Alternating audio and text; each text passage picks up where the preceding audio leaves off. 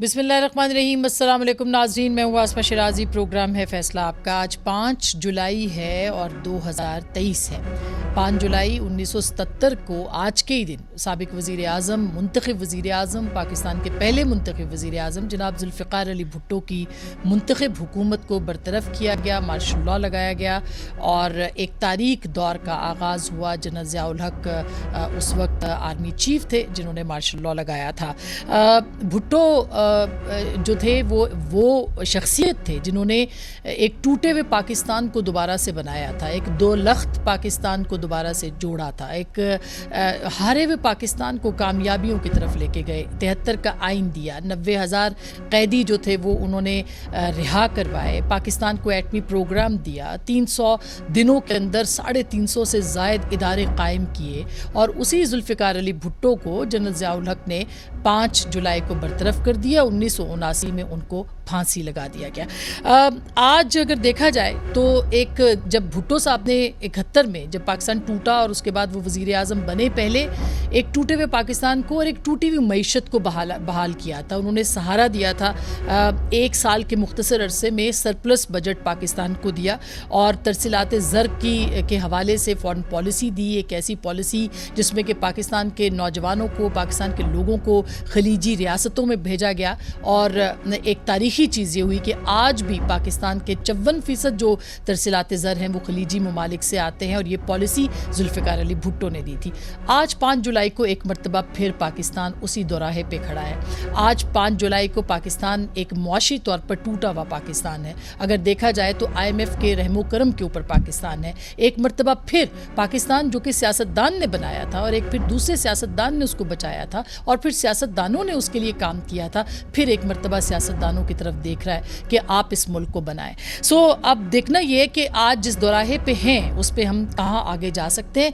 IMF ने पाकिस्तान को 9 महीने की एक ऑक्सीजन तो फराहम की है, लेकिन बहुत कुछ करना बाकी है। और आज एपेक्स कमेटी का इजलास हुआ जिसमें कि वज़ीर आज़म पाकिस्तान ने उसकी सदारत की। उसमें आर्मी चीफ़ भी थे और तमाम वज़रा भी थे, मुख्तलिफ आला ओहदेदार भी थे, जिसमें कि बताया गया कि पाकिस्तान को कोई 5 के करीब ऐसे सेक्टर्स हैं जिसमें आगे बढ़ना है।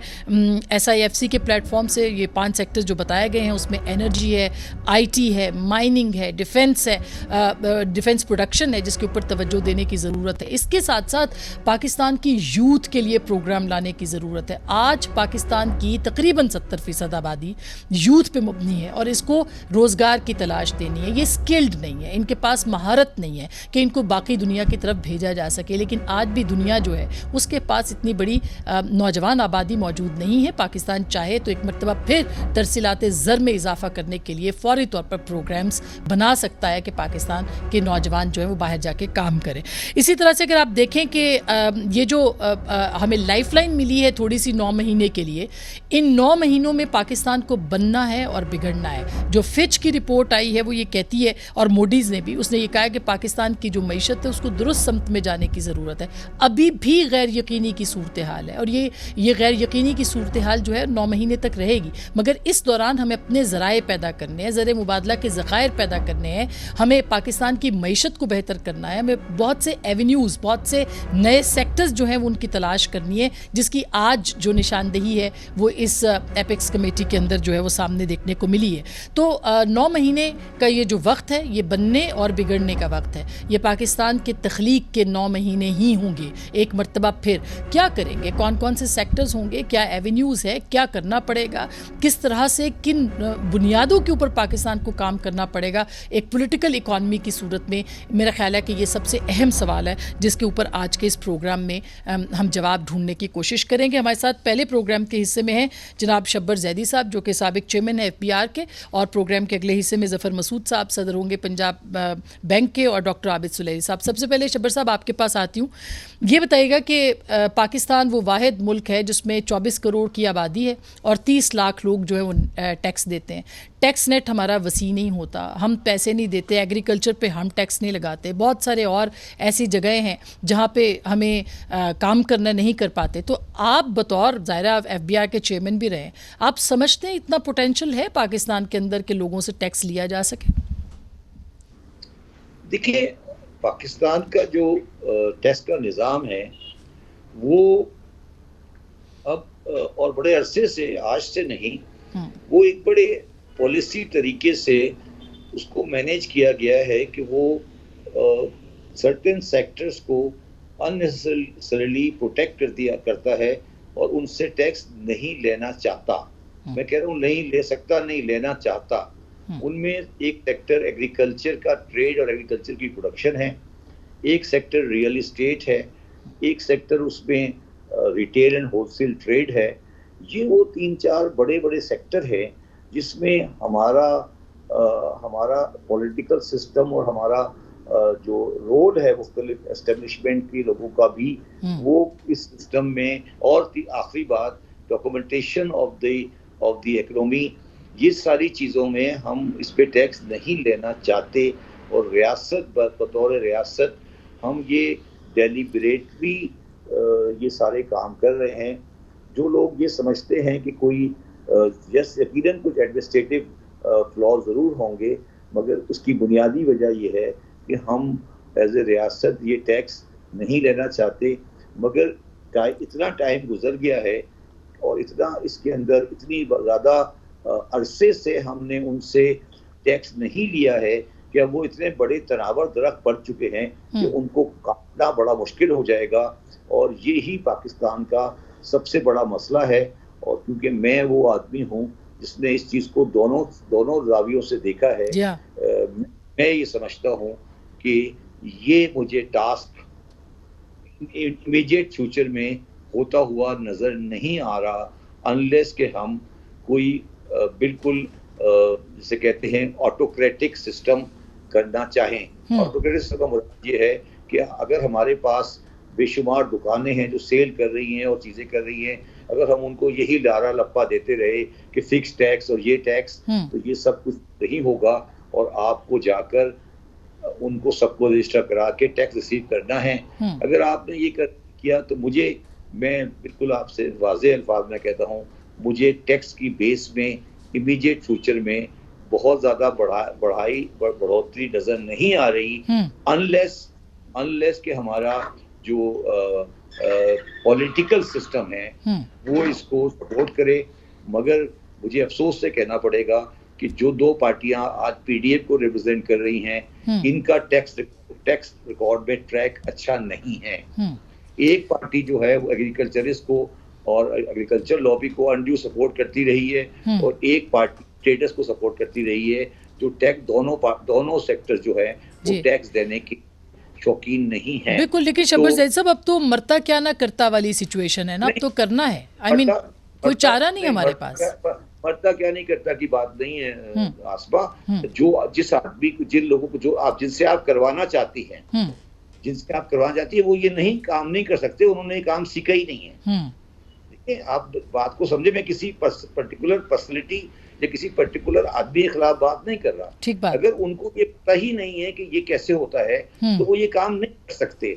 आपको अच्छा लगे या बुरा लगे, ये दोनों पार्टियां इस सिस्टम को चेंज नहीं कर सकती। ये मैं बहुत बड़ी बात कह रहा हूँ, क्योंकि इनकी डायनेमिक्स में नहीं है। तो फिर कौन करेगा? अब पिछले 3.5 साल ज़ाहिर है तहरीक इंसाफ भी थी, एक पेज की हुकूमत थी, इस्टेब्लिशमेंट साथ खड़ी थी, अदलिया पीछे थी, उसके बावजूद वो भी कोई इनकलाब नहीं ला सके। कौन करेगा फिर? आपको क्या लगता है? आई मीन कुछ ना कुछ तो अभी करना है, तो क्या होगा? देखिए, बात सुने, इनकलाब तो लफ्ज बड़ा गलत है, बट अगर आप पॉलिसीज देखें तो वो लंबा सब्जेक्ट हो जाएगा। मगर जो कुछ प्रोसीजर हम करना चाहते थे शुरू में, वो ज्यादा सब्सटेंटिव था। और अगर आप जो रिसेंट देख लें तो ये तो कुछ भी नहीं कर रहे, ये तो सिर्फ टैक्स के रेट को मल्टीप्लाई करते जा रहे हैं।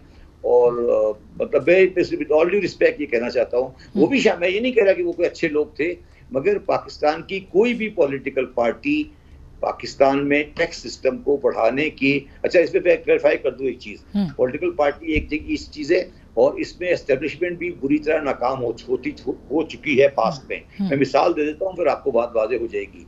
जब जनरल मुशर्रफ साहब थे, उन्होंने टैक्स को बढ़ाने के लिए एक सर्वे स्कीम लॉन्च की थी, और सारे पाकिस्तान में हर प्रॉपर्टी का सर्वे हुआ था, और लोगों के घर में फॉर्म गए थे और सर्वे के फॉर्म बनाए गए थे। ठीक। उसके बाद वो सारे फॉर्म सर्वे के बोरियों में FBR के अंदर पड़े हुए हैं, वो कभी इस्तेमाल नहीं हुए।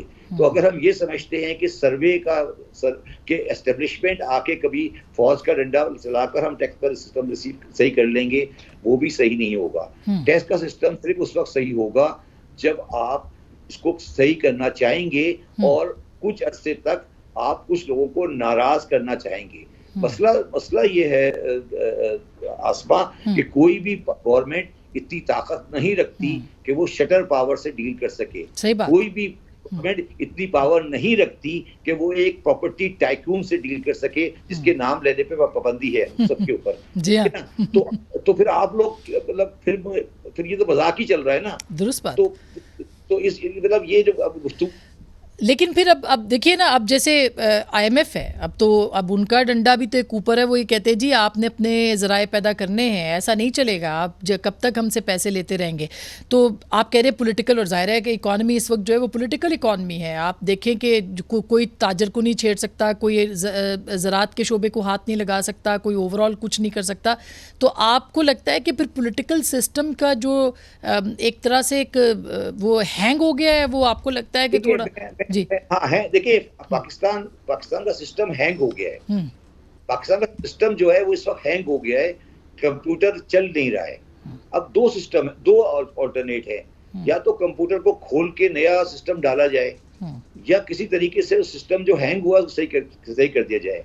देखिए एक परसेप्शन जो डेवलप हो रहा है वो ये हो रहा है कि अभी तक मेरा जाती व्यू है, मैं समझता हूँ कि अभी तक एस्टेब्लिशमेंट ऑफ पाकिस्तान और पॉलिटिकल पार्टीज ऑफ पाकिस्तान या तो जानकर या अनजाने में पाकिस्तान की प्रॉब्लम्स की सिविरिटी का अंदाजा नहीं कर रहे। जान के, मेरी बात और सुनिएगा, या तो वो जानकर या वो अपने अनजाने में वो पाकिस्तान की मईशत की सिविरिटी या प्रॉब्लम के जो प्रॉब्लम्स की नेचर है उसका अंदाजा नहीं कर रहे। उनको ये अंदाजा नहीं है कि हम कहाँ खड़े हैं। एक सोल्यूशन तो ये है कि ठीक है इसको जाने दे, डाउन की तरफ जाने दे, जब जिस दिन उनको अंदाजा होगा ये सही हो जाएंगे। एक दूसरी तरकीब ये है कि ठीक है अभी इसको सही करने की कोशिश करें। जो हमारा पास्ट एक्सपीरियंस रहा है कि वो अभी तक इनके दिमाग में ये बात है ही नहीं कि ये इतनी खराब पोजीशन हो चुकी है। देखिए मैं आपको समझाता हूँ। आपके $3 बिलियन की सिर्फ आपका कमिटमेंट आई, आपने ऐसा रिफ्लेक्ट किया जैसे आपने कोई हिमालय सर कर लिया है। ठीक है, आप ये डिमॉन्स्ट्रेट कर रहे हैं कि आपने हिमालय सर कर लिया। जो 3 बिलियन नवंबर में आने थे उसकी कमिटमेंट आ गई, आपने कहा हिमालय सर हो गया, पाकिस्तान की मईशत हल हो गई। ठीक है, उसके बाद आज आपने अखबार पढ़ लिए, उसमें लिखा हुआ है कि आपको अगले 3 सालों में $91 बिलियन पे करना है। ऐसे ही उससे मैंने आज ट्वीट किया है अभी कि भाई मुझे ये बता दो 91 बिलियन कहाँ से पे करोगे, ये समझ आई है किसी को? तो क्या पाकिस्तानी ये कौम आज रियलाइज कर रही है कि उसको $91 बिलियन पे करने हैं? सर आसमा मसला ये है ना कि क्या हमारे एस्टेब्लिशमेंट और क्या हमारी पॉलिटिकल पार्टीज, क्या आप मुझे बताइए जो आपने 1 साल के अंदर असेंबली की डिबेट देखी है, चाहे वो डिस्कशन देखी है, या वजीर आजम वजीर खजाना के जो बयान देखे हैं, इसमें कभी आपने कोई एक मेजर देखा है जिसमें उन्होंने कहा होगा एक्सपोर्ट कैसे बढ़ेगी? आप मुझे एक लाइन का स्टेटमेंट दिखा दें, एक चीज दिखा दें जिसमें किसी ने कहा हो कि एक्सपोर्ट कैसे बढ़ेगी। बस आप सारा दिन, आप लोग भी, मीडिया वाले भी, डिफॉल्ट नहीं डिफॉल्ट, IMF करते रहते हैं। तो आप तो फिर क्या करना क्या पड़ेगा? वे फॉरवर्ड क्या है? कौन से सेक्टर्स हैं, एवेन्यूज हैं जिनको खोल के आप फौरी तौर पर कम से कम इतना रिलीफ ले लें कि कुछ तो आपको 25 बिलियन तो आप दें अगले साल में? देखिए मैं अब इस बात पे बिल्कुल कन्विंस है कि मुझे रिलीफ नहीं चाहिए, मुझे सर्जरी चाहिए। मुझे ये एस्प्रिन की गोली नहीं चाहिए कि रिलीफ आ गया, 3 बिलियन आ गया, सऊदी अरब से के हाथ पैर पकड़ लिए। ये रिलीफ लेते लेते पाकिस्तान की आवाम तबाह हो चुकी है। ये रिलीफ का जो कॉन्सेप्ट है, रिफॉर्म का कॉन्सेप्ट है, ये खत्म करें। पहले इस बात को एक्सेप्ट करें कि ये रियासत बहुत शदीद मुश्किलात में है और ये इमीडिएट इसके पास कोई सोल्यूशन नहीं, पहले एक्सेप्ट करें। दूसरी बात, मैंने आज भी अपने एक ट्वीट पे लिखा है कि पाकिस्तान में ऑटोक्रेटिक इकोनॉमिक सिस्टम लाना पड़ेगा फॉर 10 ईयर्स। ऑटोक्रेटिक सिस्टम का मतलब ये है कि आपने, हर बंदे ने डॉक्यूमेंटेशन करनी है, उसको अच्छा लगे या बुरा लगे, या वो प्रॉपर्टी टाइकून हो या कोई भी हो, उसको करना पड़ेगा। ये नहीं हो सकता कि ट्रांसपेरेंसी को आप खत्म कर दें। ये जो आपने डिस्क्रिमिनेशन लगाई हुई है, तो पाकिस्तान की बुनियादी शक्ल को तब्दील करना पड़ेगा, मईशत के स्ट्रक्चर को। ठीक, अगर ये मईशत का स्ट्रक्चर ऐसा ही रहा तो मैं आपको ये यकीन से कह सकता हूँ, ये सारी बातें आप जो कर रही हैं, जो आपने प्रीएम्बल ने बोला है, ये बिल्कुल बेकार हो जाएंगी और पाकिस्तान मजीद तबाही में चला जाएगा। 5 जुलाई 1977 को जो पॉलिटिकल चेंज हुआ था पाकिस्तान में, उस पॉलिटिकल चेंज को आप लोग पाकिस्तान में उसकी जो इकोनॉमिक जो उसकी थी, वो हम उसको नहीं समझ पाए कि पाकिस्तान किस किस जगह से किस जगह पे चला गया था। अब हमें ये मेरा आपसे फिर ये सवाल है, मैं तीनों पार्टी की बात कर रहा हूँ, पीपल्स पार्टी, मुस्लिम लीग और जो तीसरी पार्टी पीटीआई की, आप मुझे बता दें कि उन पार्टी ने कभी तारीख में, जब वो पावर में नहीं हो, कभी कोई इकोनॉमिक कमेटी की मीटिंग, इकोनॉमिक कमेटी बनाई है? कभी उनका कोई डिस्कशन हुआ है? तो मुझे ये समझाएं कि आप मुझे बताएं कि ये पॉलिटिकल लोग जो सिर्फ इकोनॉमिक्स उस वक्त करते हैं जब इनके पास कुर्सी हो, तो आप इनसे क्या उम्मीद कर सकती हैं? दुरुस्त बात है। बिल्कुल ऐसा ही है शब्बर भाई, मगर मुझे अब लास्ट में ये पूछना चाहती हूँ कि आपके ख्याल में करना क्या चाहिए? मतलब ये एक तो ज़ाहिर है डायलॉग कह रहे हैं, चार्टर ऑफ इकॉनमी कह रहे हैं, ये सब एक जगह बैठ जाएं, सब बात करें, बात करके वे फॉरवर्ड आपके नज़दीक क्या है, निचकारी है, क्या क्या क्या हो सकता है फौरी तौर पर? मेरे हिसाब से इसका सिर्फ एक इलाज है कि पाकिस्तान में जो असेंबली है वो एक deputy chairman planning commission elect करे, जिसका हम 210 साल की, और वो कोई भी आदमी हो, चाहे वो आदमी पंजाब यूनिवर्सिटी का इकोनॉमिक्स का डिपार्टमेंट का हेड हो, और उसका ये काम हो कि पाकिस्तान की इकोनॉमिक पॉलिसी को वो चलाएगा 10 साल तक, ठीक है, और उसके पीछे फौज भी हो, उसके पीछे पॉलिटिकल पार्टी भी हो, ये बाकी अपनी नालियां वालियां बनाते रहे और फॉरेन अफेयर्स करते रहे। जो इकोनॉमिक पॉलिसी है वो 10 साल तक वो चलाएगा under the guidance of the IMF, और उसकी पावर में कोई आदमी इंटरफेयर नहीं करेगा, वो मार्शल एडमिनिस्ट्रेटर नहीं होगा। और मैं आपकी इसकी मिसाल दे देता हूँ, फिर आपको बात समझ आ जाएगी। अगर आप 1990 के बाद से और इंडिया को स्टडी करें, तो इंडिया में 2 आदमी थे जिन्होंने इंडिया की इकोनॉमिक पॉलिसी को स्टीयर किया है। पॉलिटिकल गवर्नमेंट चलती रही, मगर 2 आदमी ने इंडिया की पॉलिसी को स्टीयर किया है। एक का नाम था मनमोहन सिंह, वो कभी इलेक्ट नहीं हुआ, ठीक है। एक का नाम था Montek Singh Ahluwalia. Montek Singh Ahluwalia deputy chairman planning commission था। वो 6 गवर्नमेंट को उसने कवर किया, और इंडिया की कोई इकोनॉमिक पॉलिसी मोंटेक सिंह आलूवालिया के बगैर कभी पूरी नहीं होती थी। पाकिस्तान में भी जो आपको तरक्की नजर आ रही है थोड़ी बहुत, वो उस जमाने की है जिस वक्त deputy chairman planning commission Pakistan की इकोनॉमी चलाया करता था, जिसमें अहमद साहब थे, महबूब हक साहब थे, शुएब साहब थे, जब पाकिस्तान की इकोनॉमी चलती थी। जब आपने पाकिस्तान की इकोनॉमी इन दुकानदारों को और इन आड़तियों के हाथ में दे दी है, तो ये नहीं चला सकते, ये इनका काम भी नहीं है। दुनिया में कहीं भी, दुनिया के किसी मुल्क में भी प्लानिंग कमीशन होता है जो इकोनॉमिक की पॉलिसी बनाता है, कि दुनिया में कहीं असेंबली नहीं बनाती। ठीक बात है, और वो कंटिन्यूटी में होता है। बिल्कुल शहबाज साहब जी, बहुत बात सुने, ये काम उनका नहीं है, ये काम नहीं है। तो आप एक डिप्टी चेयरमैन प्लानिंग कमीशन लेकर आए, और किसी को भी ले, एक अच्छे प्रोफेसर को ले आए इकोनॉमिक्स के, और उसको ये पावर दे दें, 10 साल तक उस आदमी को आप चेंज नहीं करें, आप देखेंगे पाकिस्तान चेंज हो जाएगा। ये इस तरह दुकानदारी जो है ना, इस पे नहीं चल सकता जी। ये है पाकिस्तान का। बिल्कुल, बहुत शुक्रिया, बहुत वैलिड पॉइंट्स हैं जो कि शब्बर जैदी साहब ने उठाए हैं, और हमारा आज का प्रोग्राम भी एवेन्यूज़ के ऊपर ही है। करना क्या है, वे फॉरवर्ड क्या है, क्या प्रोग्राम, क्या प्लानिंग, क्या किस तरह से सियासत को बालाए ताक रख के आपको मईशत को बहाल करना है। इसी के ऊपर हम बात करेंगे मजीद डॉक्टर आबिद सुलैरी और ज़फ़र मसूद साहब से छोटी सी ब्रेक के बाद।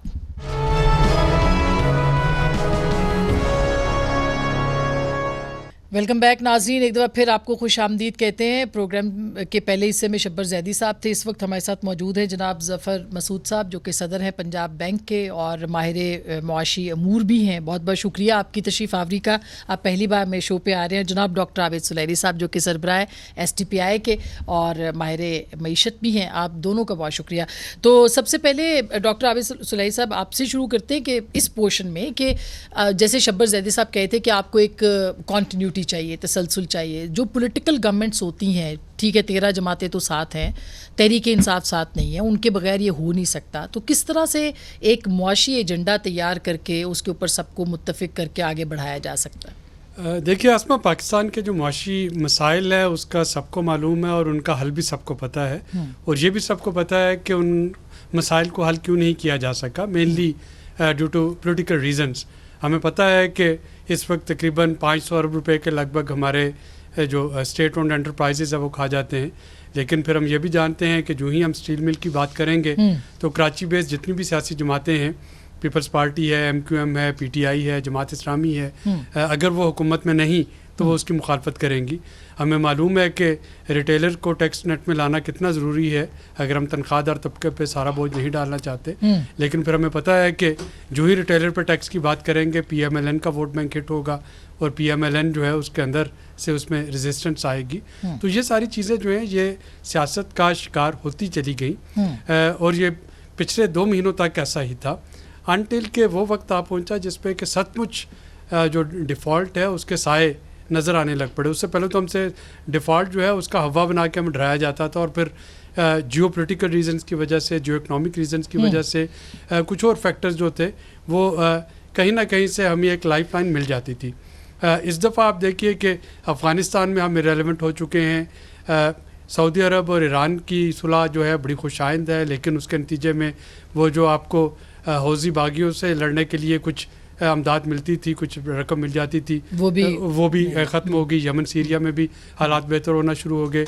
पूरी दुनिया जो है वो फ्लड को छोड़ के पहले टर्की का बड़ा सानहा हो गया, अर्थक्वेक का उधर लग गई, उसके बाद यूक्रेन का एक कॉन्फ्लिक्ट जो था वो रेगुलर चल रहा था। बिल्कुल, तो सानहों पे सानहे हैं जो कि होते चले जा रहे हैं पूरी दुनिया के अंदर। तो उसके बाद फिर आपको पहली दफ़ा आप देखिए कि IMF का एक प्रोग्राम हुआ और पाकिस्तान में खुशियां मनाई जा रही, वरना IMF के प्रोग्राम पे हमेशा गालियां पड़ती थी। ऐसे ही है। तो अच्छा, मैं इस पे जफर साहब अब आप मुझे बताइए कि अब हमने चीज़ें ठीक करनी है। आज भी एपेक्स कमेटी का इजलास हुआ, कुछ 5-6 एवेन्यूज़ उन्होंने ढूंढे, इसमें करना है, एनर्जी करनी है, एनर्जी के साथ साथ बाकी डिफेंस प्रोडक्शंस ये वो।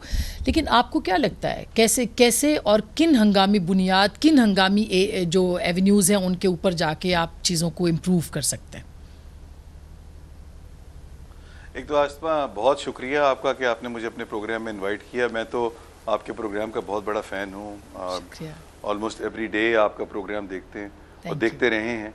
So it's really a pleasure and honor for me to be part of the program today। और वो भी डॉक्टर सुदैरी के साथ मेरे दोस्त भी हैं, मैं तो उनको अपना उस्ताद भी समझता हूँ इन मैनी वेज। हम इनके साथ बड़ा क्लोजली काम करते हैं, तो thank you very much for giving me this opportunity. देखिए मेरे ख्याल से जो एक पूरा कॉन्सेप्ट है कि जी ये पॉलिटिकल पार्टीज़ ने ठीक करना है और ये जो है ये कोई इस्टेब्लिशमेंट ने ठीक करना है, the fact of the matter है कि ये हम लोगों ने ठीक करना है।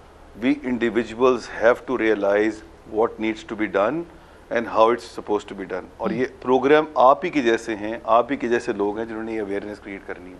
और अगर ये प्रेशर हमारी तरफ से रहेगा तो परहैप्स आपको किसी किस्म की फॉर्मल उसकी अरेंजमेंट की ज़रूरत नहीं है, कोई आए कोई जाए। If people are willing to take difficult decision and take it forward for their own goods and for the future generations, मेरा तो बिलीफ इस बात के ऊपर है कि वो pressure group is good enough. अब आपके दूसरे सवाल की तरफ आते हैं, जो आपने बात की अभी कि क्या करने की ज़रूरत है। देखिए जो बहुत इंपॉर्टेंट एलिमेंट है SIFC का भी, वो है फूड का एलिमेंट। मेरे हिसाब से जो लो हैंगिंग फ्रूट इस वक्त है वो एग्रीकल्चर सेक्टर है, और एग्रीकल्चर सेक्टर के अंदर इस वक्त सिचुएशन ये है कि हमारे, अगर मैं करंट अकाउंट डेफिसिट की बात करता हूँ, फूड सिक्योरिटी असाइड, तो तकरीबन $15 बिलियन का इम्पैक्ट आइदर वे पड़ता है। और अगर मैं चीज़ें कॉन्टेक्स्ट में डालूं तो जो हमारा एक्सटर्नल अकाउंट का डेफिसिट था वही तकरीबन 15-16 बिलियन डॉलर था। तो अगर हम एक ही सेक्टर को फिक्स कर लें, which is your agriculture sector, then I think we can meet our issues very easily on the external account। 10 billion dollar तकरीबन इंपोर्ट है हमारी फूड आइटम्स की, और $5 बिलियन के करीब एक्सपोर्ट्स है। और उसके अंदर जो बढ़ाने की जरूरत है वो यील्ड को बढ़ाने की जरूरत है। The good news here is, and मुझे बड़ी खुशी हो रही है आपसे शेयर करते हुए कि मुझे नजर आ रहा है कि कौम के लेवल पे एक रियलाइजेशन है, हर इदारे के लेवल पे एक रियलाइजेशन है कि इसको ठीक करना है। और उसका बेस्ट तरीका ये है कि आप यील्ड बढ़ाएं, आप कॉर्पोरेट फार्मिंग की तरफ जाएं, और वो मुझे नज़र आ रहा है। हमारे कुछ डायनामिक्स ऐसे हैं कि हमारे जो फार्म्स के साइजेस हैं वो बहुत छोटे हैं। बिल्कुल। हमारे जो 5 एकड़ से बिलो फार्म्स हैं वो 63% है, तो वो आपको वो एफिशिएंसी आ ही नहीं पाती है। और हमारे पास कोऑपरेटिव फार्मिंग नहीं है। अगर आप चाइना का मॉडल देखेंगे, इंडिया का मॉडल देखेंगे, तो वहाँ आपको नज़र आएगा कि कोऑपरेटिव ने और उसके ऊपर कोऑपरेट फार्मिंग ने एक बहुत मेजर रोल प्ले किया in terms of increasing the yield and improving the yields and then meeting their own food security needs, plus also become a food basket for the region. We have all the potential. तो इसके लिए हम क्या, इसके लिए जैसे ये doctor साहब का भी यही सब्जेक्ट है, फूड सिक्योरिटी, और आप भी बड़ी दिलचस्प बात कर रहे हैं। जैसे अभी कह रहे बम्पर क्रॉप्स हुई हैं, गंदम की भी, बल्कि कॉटन की भी। मुझे जो मोहम्मद औरंगजेब साहब को मैं सुन रही थी, जो चेयरमैन हैं पाकिस्तान बिजनेस काउंसिल के, वो कहते हैं कि उसकी भी बम्पर क्रॉप हुई है। तो क्या करना है फौरी तौर पर? क्या लोगों को, मतलब पूरी दुनिया को हमें इनवाइट करना चाहिए? हमें उसमें क्या करना चाहिए कि लोग अट्रैक्ट हों हमारी तरफ और इस शोबे के अंदर इन्वेस्ट करें? जी देखिए, जो अभी SIFC का जिस तरह इनिशिएटिव है, सो आई एम एक्सपेक्टिंग कि उसके अंदर लार्ज ट्रैक्ट्स ऑफ लैंड जो हैं वो गवर्नमेंट अवेलेबल करेगी, और उसके अंदर एक इन्वेस्टमेंट की बातचीत चल रही है, specially from kingdom of Saudi Arabia. And मेरे हिसाब से एक हमारे पास बहुत अच्छा लैंड पड़े हुए हैं गवर्नमेंट के अपने पास, which are not being utilised properly. अगर हम उसमें मैकेनाइज्ड फार्मिंग के रूट पे जाएं, तो मेरे हिसाब से उसके अंदर बहुत अच्छी हमें यील्ड मिल सकती है, और वो एक बहुत अच्छा मॉडल बन सकता है फॉर द फ्यूचर। मैं यहाँ एक एग्जांपल आपको कोट कर दूं, और उस मामले में जो फौजी ग्रुप ने एक इनिशिएटिव लिया है, मैं तो उसका बहुत बड़ा सपोर्टर हूँ। मैं समझता हूँ कि बहुत अच्छा इनिशिएटिव है। देखिए, somebody has to take the first step. हमारे यहाँ होता क्या है कि हमारे यहाँ भेड़ चाल का कॉन्सेप्ट बहुत ज़्यादा है।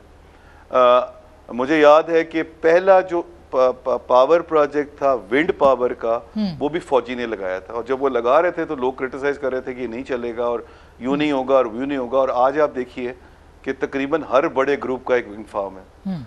इसी तरह ही हमने जब देखा कि एक स्केल के ऊपर हमने देखा कि वो मीट प्रोसेसिंग का प्लांट लगाया, फौजी ग्रुप ने इत्तेफाक से लगाया, तो उसके बाद एक भेड़ चाल चल पड़ी, और हर कोई आदमी जो है वो इस वक्त एग्रीकल्चर पे फोकस कर रहा है, फार्मिंग पे, मीट पे कर रहा है, लाइफ स्टॉक पे कर रहा है। तो हमें इस वक्त जो ज़रूरत है, और मैं उसमें भी एक और चीज़ यहाँ कहता चलूँ, सुलेरी साहब बैठे हुए हैं, इस पे ज़्यादा बेहतर लाइट डाल सकेंगे, कि जो हमारा इस वक्त जो डिस्ट्रीब्यूशन है ऑफ एग्रीकल्चर सेक्टर, उसके अंदर जो 21% में से 12-13% जो है वो हमारा लाइफ स्टॉक है, और मेयरली 8 to 9% जो कंट्रीब्यूशन है GDP का टोटल, वो आता है आपका क्रॉप्स के थ्रू।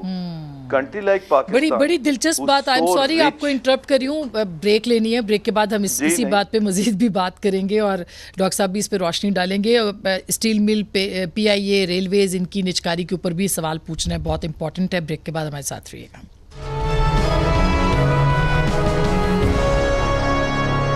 Welcome back. एक दफ़ा फिर आपको खुश आमदीद कहते हैं। डॉक्टर साहब, अब चूँकि फूड सिक्योरिटी की भी बात हो रही है, फिर IMF का प्रोग्राम, ये 9 महीने की लाइफलाइन है, इसके बाद क्या होगा, और ये मुमकिन है कि हम इसमें से निकल आएँ और चीज़ें बेहतर हो जाएं? देखिए आसमा, ये T20 मैच है, हम आदी रहे हैं पहले वो 5 दिन का टेस्ट मैच खेलने का। इसमें आपके जो भी कमिटमेंट्स पाकिस्तान ने की हैं, ये हफ्ता क्या, ये डेली बेसिस पे मॉनिटर हो रही होंगी। वहाँ पे हमारे पास फ्लेक्सिबिलिटी थी कि हम एक ट्रांच लेते थे, उसके बाद हम गायब हो जाते थे, 6-7 महीने रिव्यू नहीं कराया, फिर दोबारा से जब ज़रूरत पड़ी फिर 2-4 शर्तें पूरी की और फिर से ट्रांच ले ली। तो इसमें हमें यानी ये मजबूरी है कि ये पेमेंट चाहिए ताकि हम अगले प्रोग्राम में जा सकें। इसका पहला रिव्यू जो है वो सितंबर में होगा और दूसरा रिव्यू इसका दिसंबर में होगा। तो मैं ये देख रहा हूँ कि 12 अगस्त तक मौजूदा हुकूमत जितने भी इन प्रिंसिपल डिसीजन लेने हैं वो ले चुकी होगी। अगर कहीं पे कोई पार्लियामेंट की तरफ से कोई बिल लाना है या कोई अमेंडमेंट है वो भी हो चुकी होगी, और most of the dirty work जो है वो केयर टेकर गवर्नमेंट करेगी, चूँकि केयर टेकर गवर्नमेंट को कोई कॉन्स्टिट्यूंसी लूज़ करने का कोई ख़तरा नहीं होगा। तो बिल्कुल मोइन कुरैशी साहब वाली केयर टेकर गवर्नमेंट की तरह। और फिर जब भी इलेक्शन होते हैं वो इलेक्शन के बाद वाली हुकूमत का जो मेजर रोल होगा वो नए प्रोग्राम की तैयारी है। तो अगर कोई ये समझ रहा है कि ये आखिरी प्रोग्राम हो सकता है पाकिस्तान का, तो बिल्कुल आखिरी प्रोग्राम नहीं है, जो कि वज़ीर आज़म कहते हैं आखिरी नहीं, ये बिल्कुल ये ब्रिज फाइनेंसिंग है। हमें अगले 3 सालों में 92 अरब रुपए चाहिए, 92 अरब डॉलर चाहिए। सिर्फ इस साल में को 25 अरब डॉलर चाहिए। और जाहिर है कि वो तभी होंगे जब हम IMF प्रोग्राम में होंगे। तो अगली हुकूमत जो है वो IMF प्रोग्राम में एक नेगोशिएट करेगी और हम फिर से अगले 3 साल के प्रोग्राम में जाएंगे, उसमें जा सकेंगे। अच्छा ज़फ़र साहब, ये जो बड़े बड़े हमारे अब सफ़ेद हाथी हम बोलते हैं, स्टील मिल्स है, PIA है या रेलवेज़ हैं, इनकी निजकारी को भी कोई पॉलिटिकल गवर्नमेंट तो नहीं कर सकी, कभी अदलिया सामने आ गया, कभी कुछ। तो अब आपको लगता है कि ये भी मुमकिन हो पाएगा? और कौन कौन से एरियाज़ हैं जहाँ पे आप जाके निजकारी कर सकते हैं? जी देखिए अस्मा, बात ये है कि जब तक के हमारे लेवल पे यानी आम आवाम के लेवल पे ये रियलाइजेशन नहीं होगी कि इन चीज़ों को करना है और इनकी ज़रूरत है, तो कोई भी कॉन्स्टिट्यूंसी जो है वो शायद उसको करते हुए थोड़ा सा घबराएगी, चाहे वो जुडिशरी हो, चाहे वो पॉलिटिकल सेटअप हो। देयरफॉर मुझे ये लगता है अब, और मैं इस बारे में बहुत ऑप्टिमिस्टिक हूँ, कि इन द लास्ट 1 ईयर और सो एक रियलाइजेशन आ गई है कि अब हमें जो है ये सब चीज़ों करने की ज़रूरत है। और जो जहाँ तक SOE का मामला है, एक मैं आपको खुशखबरी इस पे दे दूँ कि इस साल फरवरी में मैं भी उस टीम का हिस्सा था बाय द वे जिसने ये SOE लॉ बनाया है। SOE लॉ आने के बाद से एक्सपेक्टेशन ये है कि कुछ थोड़ी सी इम्प्रूवमेंट SOEs की वर्किंग में आएगी। और ये जो ड्रेन की हम बात करते हैं, सर्कुलर डेट को अगर इंक्लूड कर लेता हूँ तो तकरीबन 2.5-3 ट्रिलियन रुपए की बात करते हैं ओवरऑल, वो सबसाइड होगा और उसमें इम्प्रूवमेंट आएगी। लेकिन ये सोल्यूशन फिर भी जो है ये एक टेम्पररी